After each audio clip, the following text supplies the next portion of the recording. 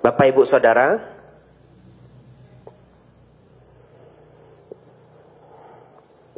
Bapak Ibu cukup sering belajar meditasi, ya. Pada tahap awal, umat Buddha itu diperkenalkan dengan dana, sila, dan samadhi. Ini diulang terus-menerus. Dan Bapak Ibu sudah mendengar ceramah dana, sila, samadhi bertahun-tahun. Pada awal kita belajar Dhamma, kita dikenalkan dengan konsep karma baik. Agar kita jadi orang baik dan orang bahagia. Karena kalau kita sudah mengerti karma baik, kita jadi tahu ternyata berbuat baik itu rewarding gitu, atau membawa manfaat, ya. Lalu tahap berikutnya Bapak Ibu dikenalkan. Seseorang yang belajar Dhamma itu spiritualnya akan meningkat. Ditandai dengan kemarahan, keserakahan, dan ego yang berkurang. Dan kalau itu benar-benar terwujud di dalam diri Bapak Ibu, luar biasa. Bapak Ibu mungkin tidak merasa. Tapi kalau Bapak Ibu punya tingkat kemarahan yang rendah, orang lain mungkin sangat kagum melihat Bapak Ibu. Kok bisa ya dia setenang itu? Kok bisa ya dia itu nggak marah? Padahal kondisinya itu penuh tekanan. Orang lain tuh bisa kagum dengan Bapak Ibu. Dia kok bisa ya hidupnya itu kelihatannya tidak gelisah, sedikit keinginan. Nah, itu berkurangnya keserakahan. Ya, apalagi berkurangnya ego. Berkurangnya ego ini sangat lucu. Kita semua yang ada di ruangan ini, semua kagum dengan orang yang rendah hati. Betul ya? Kalau melihat orang yang rendah hati itu kagum. Tapi, dan di luar sana, hampir setiap orang itu kagum dengan mereka yang rendah hati. Dia sendiri kagum dengan orang yang rendah hati, tapi bagi seorang yang tinggi hati itu sangat unik. Dia sendiri kagum dengan orang yang rendah hati, tapi dia tidak memilih jadi orang rendah hati. Itu kelucuannya. Tidak percaya, nanti Bapak Ibu kalau ketemu teman yang sombong, coba Bapak Ibu ngobrol dengan dia, satu orang yang rendah hati, yang semua orang kagumi. Pasti dia ikut kagum. Memang hebat loh Bapak itu. Rendah hati sekali. Padahal dia itu ya orangnya seharusnya sangat high class. Tapi pembawaannya, cara bicaranya hebat. Tapi dia sendiri tidak niru. Nah, itu manusia. Tapi Bapak Ibu Saudara, semoga ya dengan bahagia, dengan praktek Dhamma, kemarahan berkurang, keserakahan berkurang, ego berkurang. Tanpa Bapak Ibu sadari, di masyarakat, di keluarga, banyak yang mengagumi Bapak Ibu.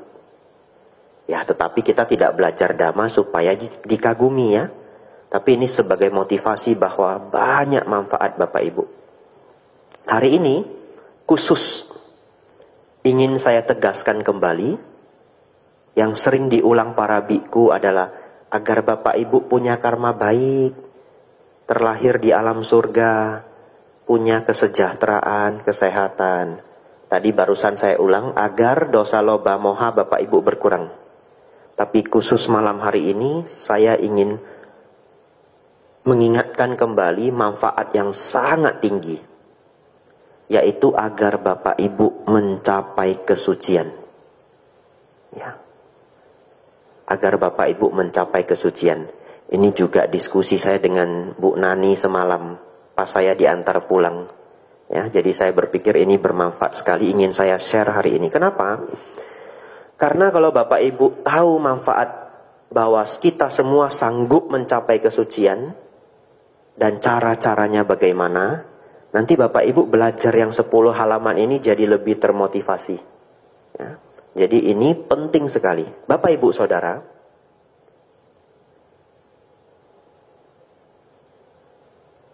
kesucian dalam agama Buddha itu ada 4 level ya. Ini dihafal kalau bisa. Kenapa dihafal? Supaya termotivasi. Ini Bapak Ibu semua sanggup mencapai 4 ini. Sanggup. Walaupun semuanya perlu proses, ya, semuanya perlu proses. Tetapi Sang Buddha di zaman beliau, Sang Buddha sendiri tidak terlalu sering menggunakan kata kesucian. Beliau lebih sering menggunakan kata magga dan phala. Magga adalah jalan, phala adalah buah. Jadi ini, pencapaian-pencapaian ini sesungguhnya adalah hasil dari jalan dan membawa buah. Artinya ini adalah sebuah akibat dari proses, buah dari proses latihan yang dijalani. Nah, 4 ini, nah mau dicatat boleh, salah catatnya enggak apa-apa ya. Ini supaya hafal saja. 4 ini ada, yang pertama Sotapanna, N-nya 2. Sotapanna, S-O-T-A-P-A-N-N-A.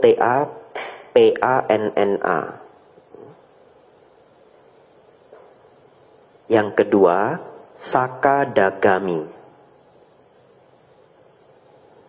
Tidak ada huruf double ya, Sakadagami. 3, Anagami.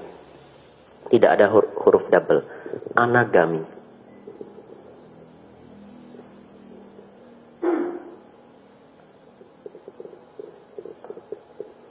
Yang keempat, Arahat. Nah, Bapak Ibu Saudara, kalau seseorang mencapai Sotapanna, maka dia tidak akan pernah lagi terlahir di alam menderita.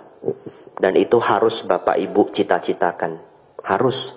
Siapa yang mau lahir jadi kecoa, betul ya? Siapa yang mau lahir jadi capung, yang gak ada. Ya. Jadi seorang Sotapanna tertutup sudah pintu kelahiran di alam-alam menderita. Nanti saya jelaskan, kok bisa ketutup gitu. Siapa yang nutup, Bante? Apakah Bante Abhijato yang nutup, begitu ya? Tidak ya? Nah, kalau saya sanggup menutup, sebentar lagi itu keluar surat pemecatan STI. Sudah ada isu Biku Abhijato mengklaim dirinya sakti ya. Ya ini guyon tapi ada benarnya. Seorang biku itu tidak boleh mengumbar kesaktian. Tidak boleh mengumbar pencapaian batin. Apapun. Ngode-ngode aja nggak boleh. Saya ngode-ngode aja nggak pernah. Nggak pernah saya bilang 2 bulan di sini Bapak Ibu. 1 malam saya mencoba untuk. Nah itu kan ngode-ngode ya. Menerawang. Saya merasa ada panggilan. Nah itu tidak boleh. Seorang biku tidak boleh menceritakan apapun mengenai pencapaian batinnya. Apabila dia bohong, apalagi kalau bohong, itu pelanggaran berat. Ya. Tapi kalau dia tidak bohong, pun pelanggaran. Ya. Pun pelanggaran. Tapi tidak pelanggaran berat. Pelanggaran para biku itu ada level-levelnya. Parajika, Sanggadisesa, dan yang lainnya. Kalau pelanggaran parajika itu tidak disebut biku lagi. Walaupun dia masih biku, tapi sudah tidak dianggap biku. Secara winaya sudah hancur kebikuannya. Namanya parajika. Misalkan apa? Membunuh. Biku membunuh, walaupun dia masih pakai jubah, dia sudah bukan biku. Ya. Kemudian hubungan suami istri. Nah ini langsung hancur kebikuannya. Salah satunya lagi, makanya ini sangat berbahaya. Berbohong mengenai pencapaian kesucian. 1 dari 4 ini. Berbohong ya, tapi berbohong ya. Misalkan saya berbohong, saya Sotapanna. Atau saya berbohong, saya Sakadagami. Hancur kebikuan saya.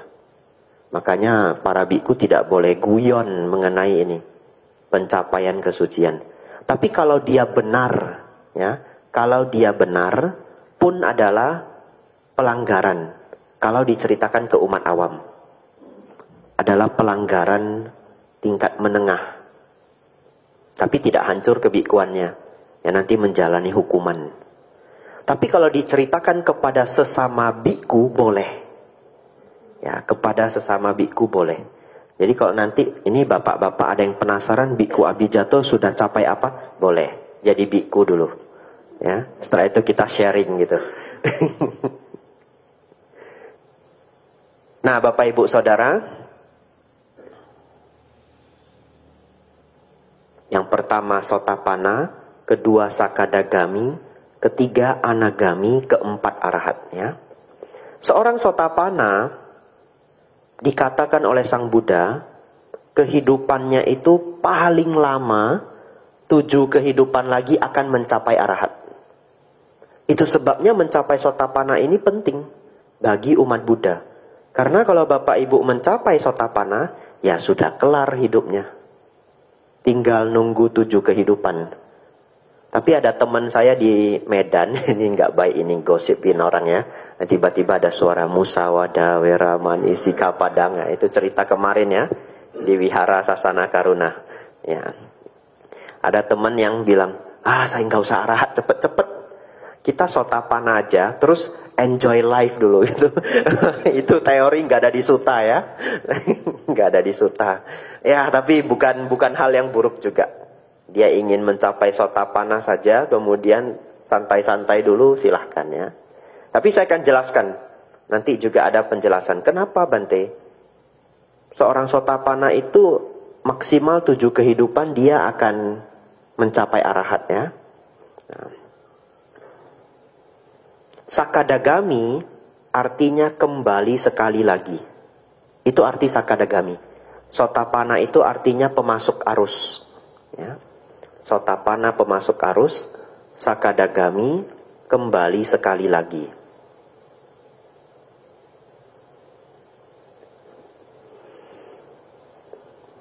Tiga, anagami. Anagami itu artinya yang tidak kembali lagi. Ya, yang tidak kembali lagi.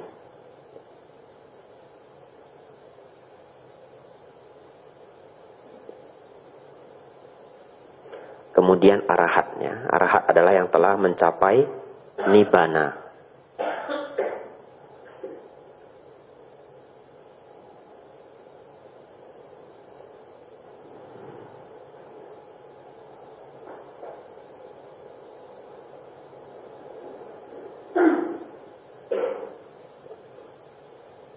Ya, Bapak Ibu Saudara,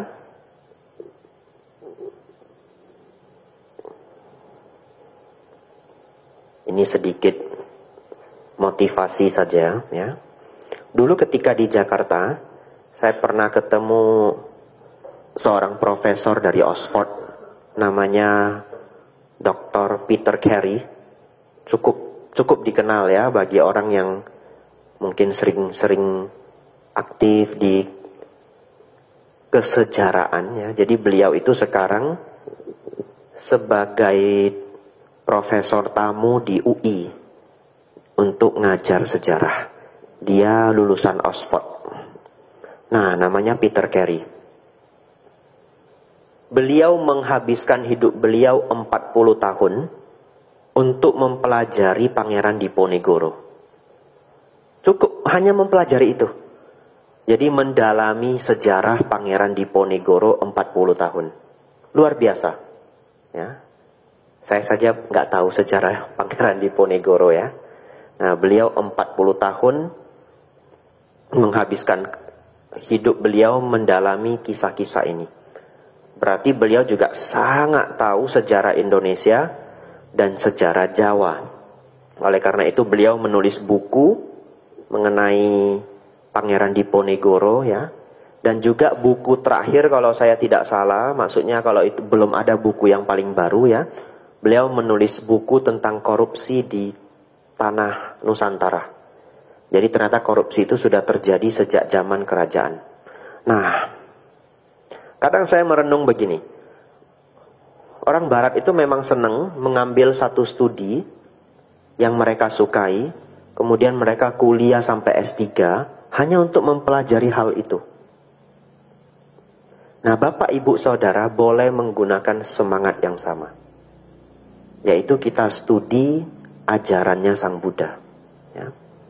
Nah, kalau kita menggunakan semangat seperti itu, kita mendalami ajaran Sang Buddha, ya tidak harus sampai segiat 40 tahunnya Dr. Peter Carey ya. Kalau Bapak Ibu punya semangat sepertiganya saja, Bapak Ibu sudah dapat begitu banyak ajaran luar biasanya Sang Buddha.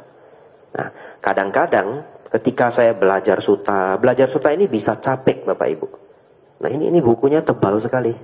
Ada 4 buku besar kali 4. Nah, kadang-kadang pun bisa capek ya. bukan tidak bisa capek.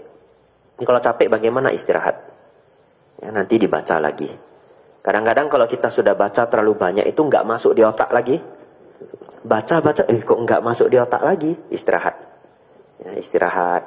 Nah, tetapi semangat yang saya gunakan adalah saya berpikir, ada orang di luar sana yang bahkan hanya studinya seorang tokoh, Pangeran Diponegoro. Dia pelajari sampai 40 tahun dan dia mendapatkan manfaat, mengetahui sejarah, mungkin strategi-strategi dari zaman kerajaan, kebijaksanaan-kebijaksanaan dari zaman kerajaan dan yang lainnya.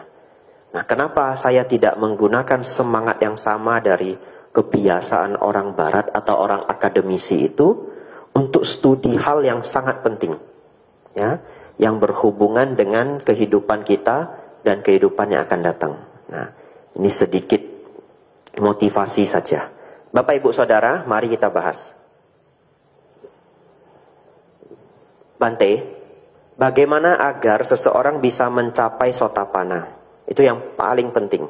Bapak Ibu Saudara-saudari, yang paling penting agar seseorang bisa mencapai sotapanna adalah dia melenyapkan 3 hal. Ya, ini ajaran langsung dari Sang Buddha. Yang pertama, dia melenyapkan micchaditthi. Ya. Micchaditthi itu pandangan salah.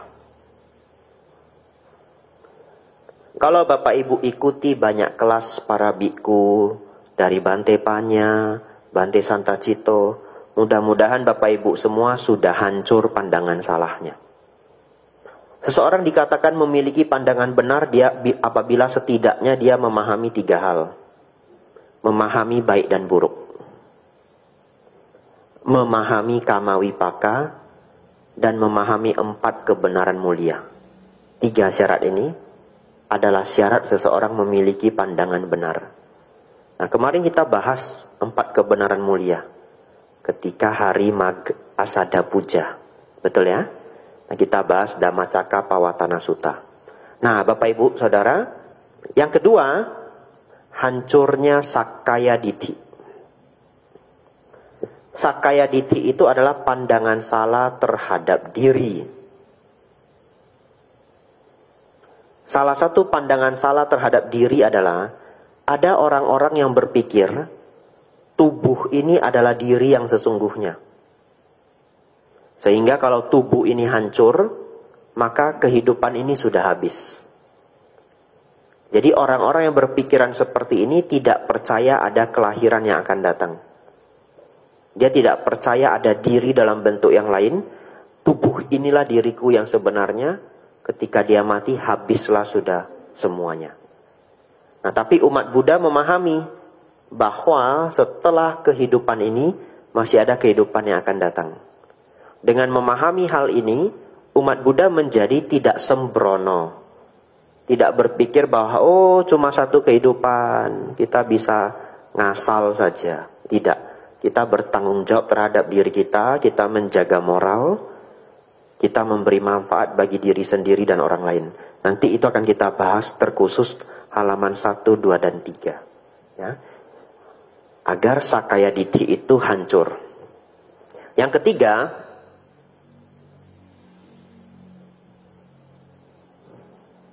lenyapnya pemahaman Silabbata Paramasa, ya. Atau sering hanya dikatakan Silabbata Paramasa. Nah, Silabbata Paramasa ini artinya seseorang memahami bahwa ya, tidak ada ritual dan upacara apapun yang dapat menyucikan diri. Artinya apa? Tidak ada ritual atau upacara apapun yang bisa membawa Bapak Ibu pada pencapaian Sotapanna, Sakadagami, Anagami, Arahat. Tidak ada. Jadi kalau Bapak Ibu Saudara satu ketika dibuatkan ritual apa saja? Ya, apa saja? Dengan air, dengan api, dengan kurban, dengan sesajian dan apa saja, kemudian Bapak Ibu sudah dijamin Bapak Ibu akan mencapai kesucian. Sudah dijamin akan terlahir di alam yang kekal. Ternyata jaminan-jaminan, pandangan-pandangan seperti itu dalam Dhamma itu tidak bisa. Bapak Ibu hanya bisa mencapai kesucian atas usaha sendiri dengan mengembangkan kebijaksanaan dan mengembangkan batin yang luhur. Ya. Misalkan, kalau saya cerita begini masih kurang terlihat gambarannya. Saya beri contoh yang lebih dekat lagi. Salah satu kualitas dari orang yang dikatakan suci itu adalah kemarahannya berkurang. Itu salah satu kualitasnya. Coba, ada tidak Bapak Ibu ritual atau upacara yang bisa membantu kemarahan Bapak Ibu berkurang? Misalkan kita buat ritual, sesajiannya banyak, puluhan juta untuk kita semua di ruangan ini. Kemudian setelah baca doa selesai, kemarahan kita semua satu ruangan ini berkurang 50%. Tidak ada. Tidak ada. Bagaimana kemarahan itu berkurang? Dua hal. Belajar Dhamma, sering mendengarkan nasihat-nasihat yang bijaksana, dan meditasi. Nanti setelah setengah tahun, 1 tahun kemarahan Bapak Ibu pasti berkurang. Pasti. Bapak Ibu ikut saja program Dhamma di Wihara Dharma Sundara. Selasa, Kamis, Jumat, Minggu. Selasa, Kamis, Jumat, Minggu. Kemarahan Bapak Ibu akan berkurang. Paling terasa pulang dari kelas ini. Pasti nggak marah. Betul ya? Nah, jarang orang itu pulang dari wihara marah-marah itu jarang. Begitu pulang dari wihara sudah langsung jadi lebih sabar. Nah, kalau nggak datang ke wihara seminggu kumat. Ini kebenaran ini ya. Nah, ini dulu saya rasakan. Dulu saya kalau ke wihara, pulang dari wihara jadi rajin. Wah, rumah itu tak bersihin, nyapu, ngepel, malam-malam seperti orang gila saya. Ya, saking semangatnya. Pulang dari kelas Dhamma itu saya selalu ingat. Saya masih SMA. Dan bahkan itu dulu saya ikut kelasnya Ikuan Tao. Tapi ajarannya cukup banyak yang ngambil dari ajaran Buddha. Nah, itu kelasnya jam 7 hari Selasa. Cukup sering saya pulang dari ajaran Ikuan Tao itu. Ajaran Ikuan Tao tidak diresmikan di Indonesia. Ya, tidak diresmikan di Indonesia. Nah, pulang dari kelas Dhamma itu, waduh saya semangat 45. Karena mereka sangat rapi. Jadi di tempat sembahyang orang Ikuan Tao sangat rapi. Sandal itu rapi sekali. Jadi kita ke tempat sembahyang itu rapi sekali. Pulangnya itu semangat. Nah, rumah itu tak bersihin. Nah, jadi Bapak Ibu Saudara, Silabata Paramasa itu adalah tidak ada ritual dan upacara apapun yang dapat menyucikan diri. Ya. Kalau Bapak Ibu dikatakan oleh Sang Buddha, memahami 3 ini adalah syarat seorang Sotapanna. Ingat ya, saya tidak mengklaim siapapun yang hadir hari ini sebagai seorang Sotapanna. Ya, saya tidak boleh ngeklaim. Oh, Bu Sari sudah. Nah, tidak boleh. Ya, tidak boleh ngeklaim. Tapi dengan memahami bahwa Sang Buddha memberitahu kita bahwa seorang Sotapanna itu memiliki 3 kualitas ini. Bapak Ibu belajar 3 kualitas ini. Tidak perlu khawatir sudah Sotapanna atau belum Sotapanna, tidak perlu dipikirkan. Yang penting Bapak Ibu ikuti standar-standarnya. Ya. Dan ternyata Bapak Ibu, hanya 3 ini. Sebagai standar seorang Sotapanna hanya 3 ini. Lenyapnya Micchaditthi, lenyapnya Sakkayaditthi, Silabata Paramasa dipahami. Nah, tetapi ada ciri-ciri lain seorang Sotapanna. Ciri-ciri ya, nanti yang Bapak Ibu kembangkan. Bapak Ibu kembangkan dalam kehidupan sehari-hari.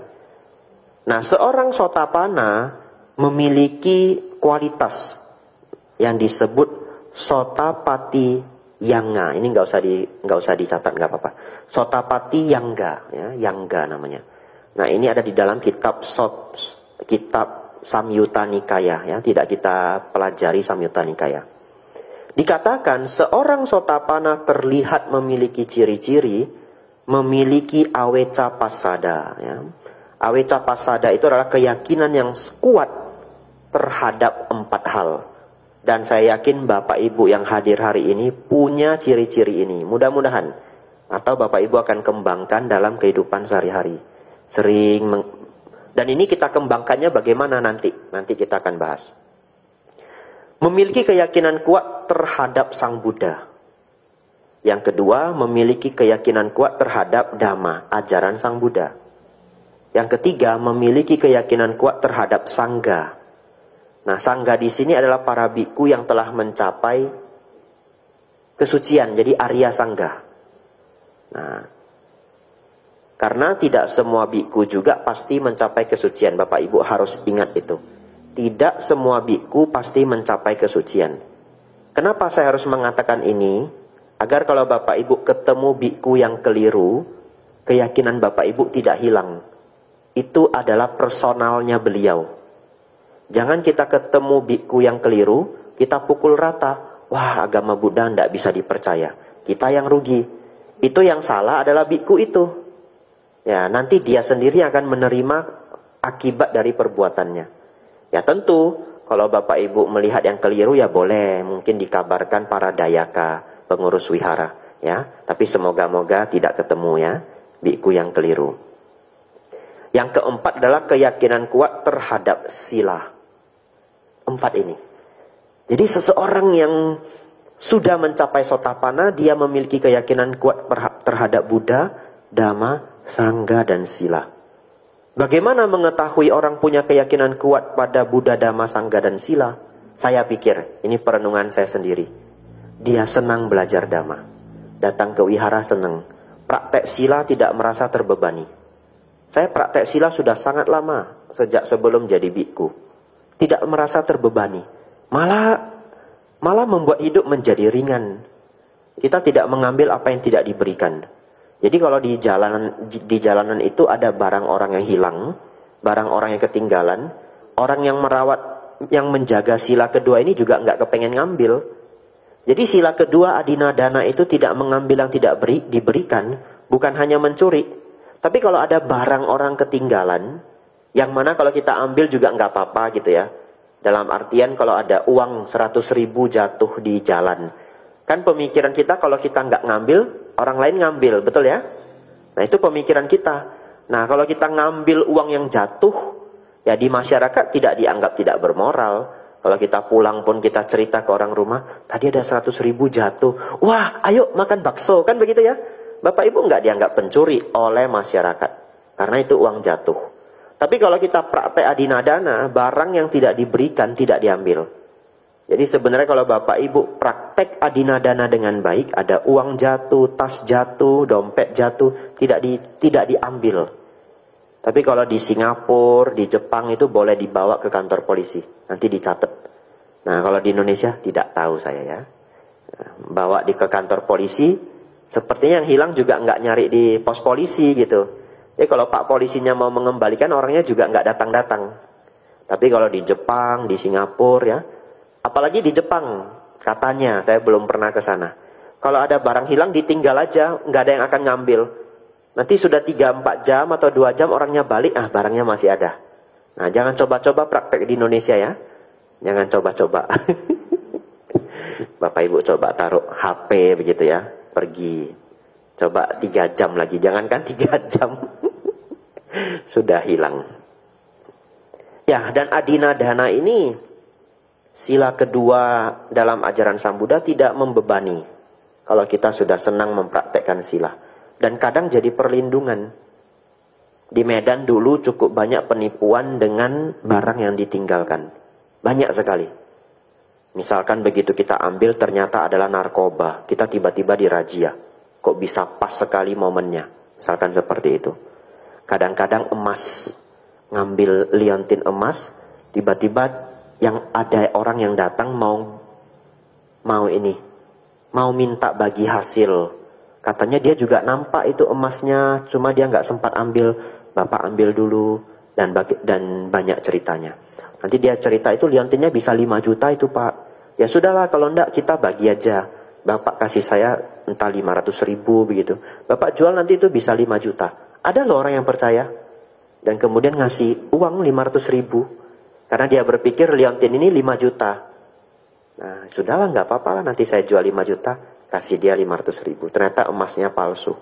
Dan banyak penipuan lainnya. Ada amplop yang ketinggalan, diambil orang di mobil atau di angkot ya. Ada cek 16 miliar. Wah, nanti kita mau mengembalikan ke perusahaan terkait. Disuruh kirim JNE. Kita sudah kirim JNE, nanti ditelepon. Bapak terima kasih sudah membantu perusahaan kami mengembalikan uang sebesar 16 miliar. Kami mau mengapresiasi Bapak sebesar 200 juta. Tapi karena kami perusahaan resmi, Bapak harus bayar pajak 10%. Nah, kan dulu kalau kita nonton kuis-kuis di televisi kan, hadiahnya selalu dipotong pajak toh.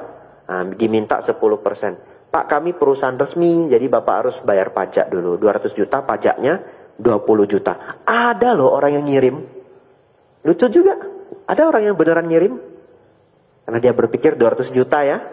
Nah 20 juta sedikit. Dia kirim. Wah 200 jutanya nggak sampai-sampai. Nah kalau seseorang punya sifat adinadana, dia sering punya kebiasaan apa yang ketinggalan ya sudah nggak usah disentuh.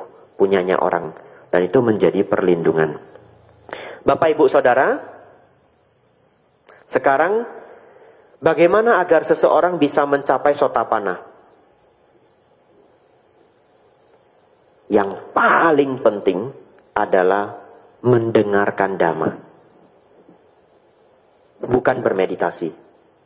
Walaupun jawaban saya cukup mencengangkan.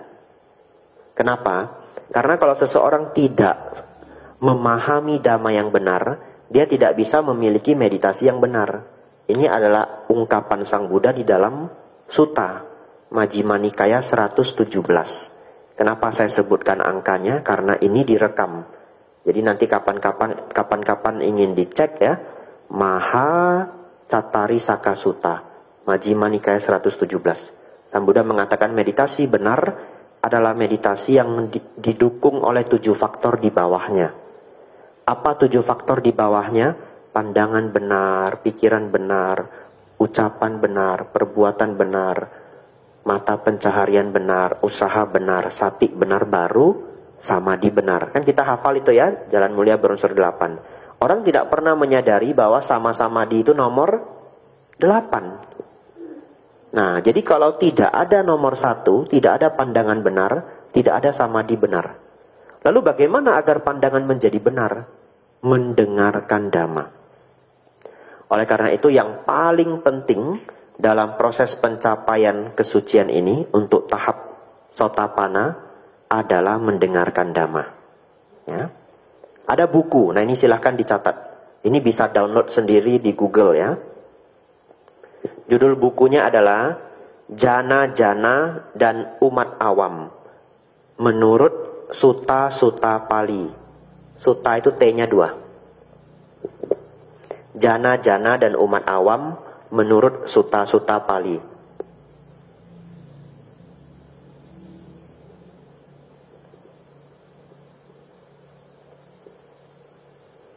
Nanti akan saya share ya ke Pak Bekti, ke Pak Joni. Kalau ada grup nanti silahkan di share di grup. Singkat Bapak Ibu, bukunya hanya 61 halaman. Dan bahkan 61 halaman itu sudah termasuk daftar isi, cover ya. Jadi bukunya mungkin cuma 50-an halaman. Tapi Bante, saya baca buku 2 halaman saja sudah ngantuk Bante. Kan begitu ya. Ya nggak apa-apa, 2 halaman ya sudah tidur. Besok 2 halaman lagi. Kan sebulan habis ya. 30 kali 2. Nah itu.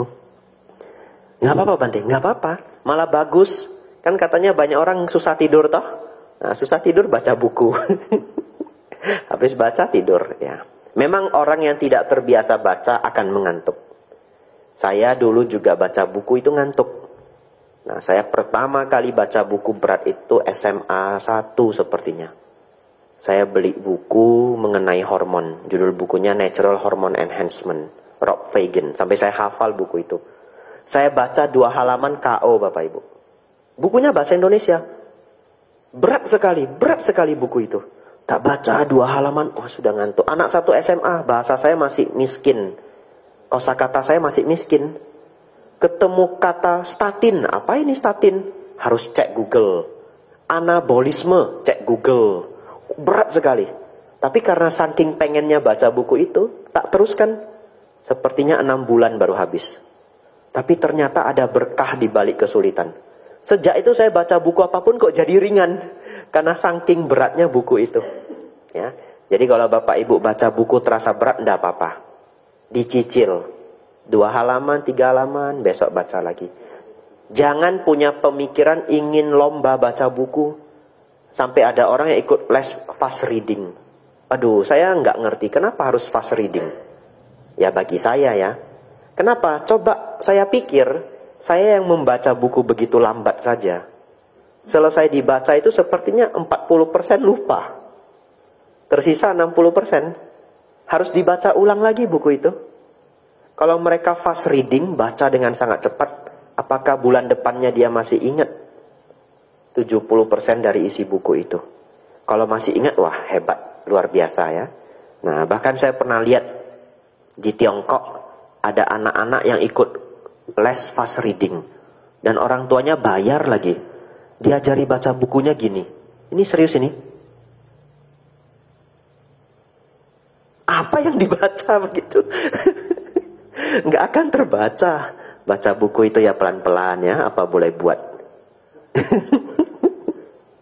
Bante, tetap Bante saya susah baca. Bante, enggak apa-apa.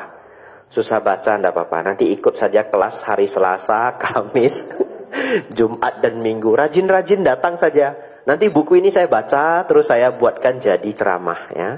Ya. Bapak Ibu Saudara, itu bukunya cuma 61 halaman. Judulnya Jana-Jana dan Umat Awam menurut Sutta-Sutta Pali. Yang nulis buku ini Bante Bodhi ya. Jadi bukan biku sembarang. Bante Bodhi itu adalah yang menerjemahkan sutta. Beliau menerjemahkan sutta dari bahasa Pali ke bahasa Inggris hampir 2 dekade, hampir 20 tahun. Jadi saya sangat senang baca buku beliau. Karena cukup sulit menemukan seorang biku yang baca semua sutta dengan sangat seksama. Ya, nanti silakan Bapak Ibu baca.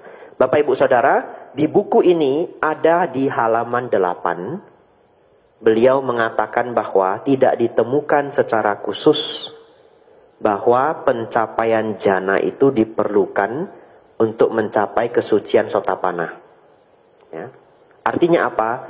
Menurut beliau tidak ditemukan catatan ataupun ungkapan Sang Buddha bahwa pencapaian Sotapanna itu perlu bermeditasi secara khusus.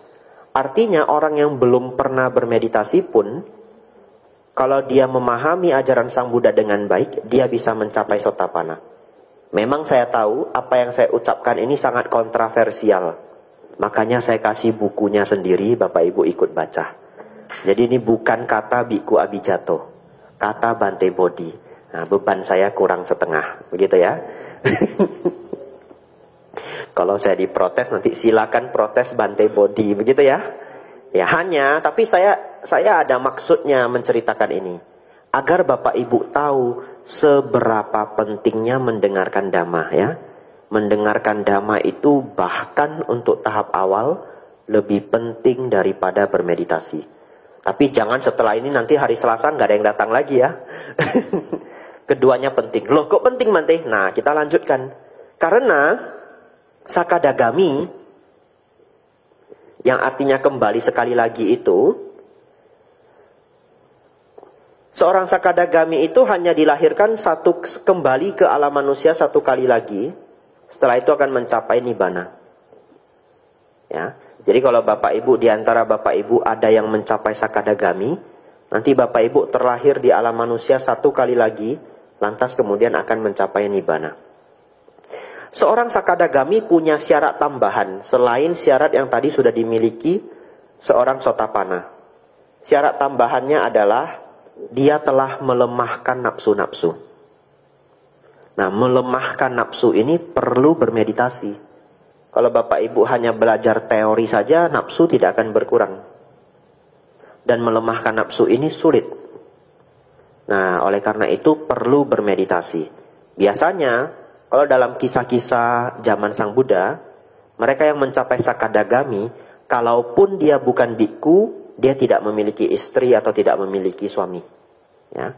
Mungkin dia di rumah, dia praktek Dhamma, dia tidak ada partner hidup, tidak ada suami, tidak ada istri, tapi dia harus jaga orang tuanya. Nah, atau dia seorang biku. Nah, karena sakadagami itu harus melemahkan nafsu-nafsu. Nah, melemahkan nafsu ini sangat penting bermeditasi. Salah satu objek meditasi yang digunakan khusus untuk melemahkan nafsu-nafsu adalah kaya gata sati.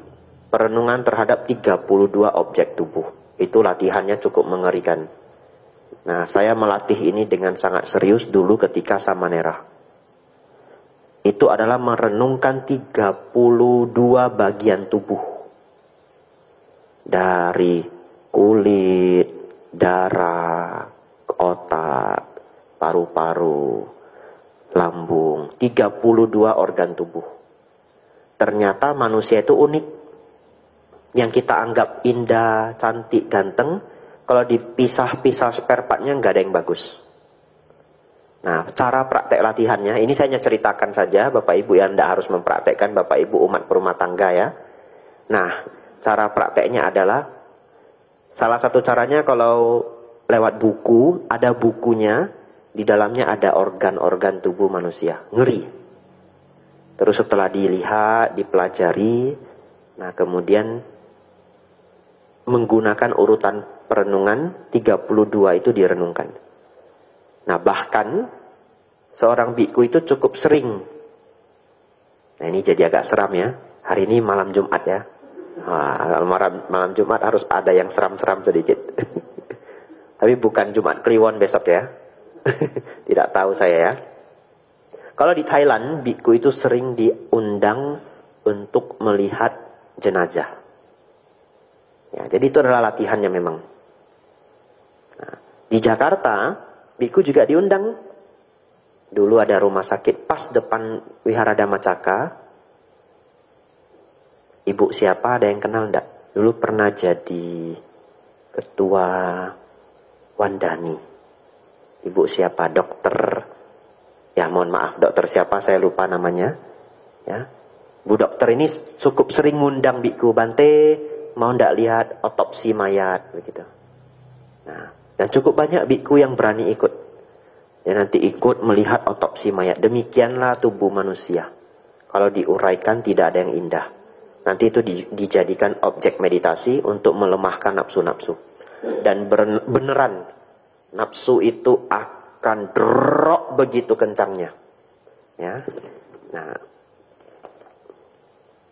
kalau seseorang bisa melemahkan nafsu-nafsu dan telah memiliki syarat-syarat kualitas-kualitas sotapana, dia memungkinkan mencapai sakadagami. Bagaimana anagami? Nah, seorang anagami itu perlu syarat pencapaian jana. Jadi seorang anagami itu pasti sudah mencapai jana. Nah, apalagi Bapak Ibu kalau ikut kelas pertama, kelas kedua sudah ngerti jana. Dua hal yang cukup sulit dipahami. Dan kalau Bapak Ibu sudah paham ini sebenarnya sudah sangat baik. Yang pertama adalah jana. Yang kedua adalah kesucian. Dua hal ini cukup rumit. Karena sama-sama 4. Jana 1, jana 2, jana 3, jana 4. Kesucian juga 4. Kesucian 1, 2, 3, 4. Ini cukup sering orang salah paham. Misalkan dia berpikir bahwa kalau sudah jana berarti sudah suci. Belum tentu. Pertapa yang sudah mencapai tingkat jana belum tentu suci. Karena kalau Bapak Ibu ikut kelas pertama, kelas kedua, terutama kelas pertama, saya jelaskan bahwa pencapaian jana itu adalah tingkat konsentrasi. Betul ya? Pertapa lain di zaman Sambuddha juga bisa mencapai tingkat itu. Yang kalau ikut kelas meditasi kemarin saya jelaskan, ketika witaka wicara lenyap, ingat ya, obrolan hati gambar pikiran lenyap keseluruhannya, seseorang itu mencapai jana kedua. Dan itu tidak ada hubungannya dengan pandangan. Betul ya? Itu adalah konsentrasi batin. Nah, jadi kalau Bapak Ibu paham dengan baik apa itu jana-jana, kemudian paham dengan baik apa itu kesucian, sudah sangat luar biasa. Nanti Bapak Ibu bisa mendengarkan banyak ceramah dhamma tanpa salah paham. Setelah ini Bapak Ibu bisa dengar ceramah yang lebih komplit. Misalkan ceramah Bante Santacito. Nah, kalau Bante Santacito mengajar banyak bahasa palinya, betul ya? Kemudian beliau akan bahas kesucian, pencapaian jana, Bapak Ibu enak mengikutinya. Jadi saya memberikan Bapak Ibu basicnya. Bapak Ibu Saudara, seorang anagami itu yang tidak kembali lagi, dikatakan oleh Sang Buddha, seorang anagami itu misalkan, seorang manusia mencapai anagami, meninggal di alam manusia, dia terlahir di alam Brahma. Dan dia akan latihan di alam Brahma sampai mencapai Nibbana. Dia tidak akan pernah kembali lagi di alam manusia. Kenapa? Karena ketika dia mencapai jana, kebahagiaan jana itu lebih bahagia dari seluruh kebahagiaan nafsu indria. Dulu saya mengatakan, mereka yang mencapai jana terlahir di alam Brahma, betul ya? Alam Brahma itu tidak ada pembagian suami istri, tidak ada laki-laki perempuan. Di alam Brahma tidak ada hubungan seksual. Para Brahma itu bahagia dalam batinnya setiap detiknya. Karena itu adalah hasil pencapaian samadhi. Dan kebahagiaan jana itu lebih tinggi dari kebahagiaan apapun yang bisa didapatkan di alam manusia. Oleh karena itu Sang Buddha mengatakan, sebelum seseorang mencapai kebahagiaan yang lebih tinggi, dia tidak bisa meninggalkan kebahagiaan yang lebih rendah. Kebahagiaan yang lebih tinggi itu adalah kebahagiaan jana. Kebahagiaan yang lebih rendah itu adalah kebahagiaan nafsu indria. Dari makanan, dari jalan-jalan, ya, apa yang Bapak Ibu sukai, dari yang dilihat, didengar, dicium, ya, dari 6 indria. Oleh karena seorang anagami itu mencapai jana, maka dia tidak akan lagi bisa kembali ke alam manusia. Karena pengkondisinya nggak ada. Karena dia sudah tidak melekat pada sedikit pun nafsu alam indria. Jadi dia tidak bisa lahir di seluruh alam nafsu. Alam nafsu itu ada alam apa saja? 4 alam menderita, 1 alam manusia, dan 6 tingkat alam surga. Jadi dia nggak bisa lahir di 11 alam ini. Nggak bisa. Nggak ada pengkondisinya. Dia lahir di alam Brahma. Nah, seorang anagami juga memiliki ciri-ciri sudah tidak memiliki kemarahan. Jadi seorang anagami itu tidak memiliki kemarahan. Seorang anagami itu tidak memiliki hasrat sensual. Tidak ada. Nah, tapi dia masih bisa memiliki ego misalkan. Dia masih bisa agak sombong misalkan. Nah itu cerita saya kemarin di Sasana Karuna. Isa Bante Anuruddha. Beliau seorang anagami, tapi masih bisa masih punya kesombongan, masih punya ego. Nah, itu adalah tugas terakhir beliau agar bisa mencapai arahat. Nah, kemudian yang terakhir adalah pencapaian arahat ya. Nah, yang masih ingat pelajaran pertama, yang lupa nanti silakan ditonton lagi. Yang kepengen kertasnya boleh minta ke Mbak Kesia ya, nggak harus hari ini. Pas besok-besok datang ke wihara misalkan. Masih ingat dulu bagaimana Pangeran Siddhartha mencapai kebudaan? Beliau masuk jana 1, jana 2, jana 3, jana 4. Betul? Setelah itu melakukan 3 hal. Mundur kehidupannya 91 kalpa. Maju kehidupannya pelan-pelan. Kemudian melenyapkan asawa. Betul ya? Nah, seorang anagami mengembangkan jana-jana. Hingga jana keempat. Kemudian menggunakan kemampuan jana keempat untuk melenyapkan seluruh kotoran batin. Ketika lenyap semuanya, seorang anagami itu mencapai arahat. Nah, jadi hari ini Bapak Ibu jadi jelas tahu 4 tingkat kesucian ini dan kualitas-kualitasnya. Saya simpulkan sekali lagi. Ini penting sekali, ini sangat penting. Ini Bapak Ibu tidak boleh lupa. Yang lain lupa tidak apa-apa. Nanti dipelajari lagi. Kalau yang ini Bapak Ibu ingat, nanti enak. Belajar Dhamma itu kayak terkoneksi semua. Jadi masuk akal semua. Nah, Sotapanna. Memahami pandangan benar. Memahami bahwa Sakaya Ditti hancur atau pandangan salah terhadap diri. Dia sudah paham bahwa tidak ada upacara dan ritual apapun yang dapat menyucikan diri. Step selanjutnya, Sakadagami. Telah melemahkan nafsu-nafsu. Step selanjutnya, seorang anagami. memiliki seluruh kualitas seorang Sotapanna dan seorang Sakadagami, ditambah batinnya telah bercahaya. Nah, apa maksudnya batinnya telah bercahaya? Telah mencapai jana-jana. Nah, jana itu dari kata jah yang artinya terbakar. Jadi kualitas dari seseorang yang mencapai jana dikatakan batinnya bercahaya. Nah, yang terakhir arahat. Arahat juga sama. Memiliki seluruh kualitas dari anagami, ditambah munculnya kebijaksanaan. Kebijaksanaan itu adalah apa? Asawa kaya nyana. Pengetahuan lenyapnya arus batin yang bocor tidak terkendali. Itu pelajaran kita kelas pertama dan kedua. Nah, hari ini semoga 4 tingkat kesucian ini menjadi begitu jelasnya, sehingga Bapak Ibu tahu kenapa Bapak Ibu ikut kelas Sutta. Betul ya? Supaya Bapak Ibu mencapai Sotapanna. Itu hadiah terbesar yang bisa diberikan dari Sangga. Para biku sesungguhnya menghadiahkan Bapak Ibu kesucian. Saya juga memperjuangkan diri mencapai kesucian. Hadiah terbesar dari Buddha Dhamma Sangga adalah pencapaian kesucian. Yang lainnya semua adalah proses untuk mencapai kesucian. Betul ya? Bapak Ibu belajar dana, sila, samadhi, semua prosesnya. Ini yang paling penting. Ini adalah pendaratannya. Jadi dikatakan oleh Sang Buddha, Dhamma adalah rakit untuk menyeberang ke pantai seberang. Pantai seberangnya apa? Nah, tingkat keempat, arahat.